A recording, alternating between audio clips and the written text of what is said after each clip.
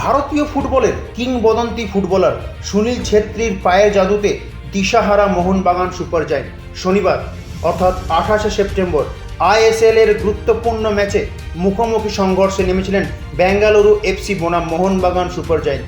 এদিন Mohun Bagan super giant অতি সাধারণ ফুটবল খেলার ফলে বেঙ্গালুরু এফসির কাছে 3-0 গোলে পরাস্ত হলো। খেলার নির্ধারিত সময়ে 51 মিনিটের মাথায় সুনীল ছেত্রীর পেনাল্টি থেকে গোল আসে। 40 বছর বয়সী সুনীল ছেত্রীর পায়ের জাদু এখনও অব্যাহত। 64টি গোল করে আইএসএলের ইতিহাসে তার পায়ের এখন সবথেকে বেশি গোল।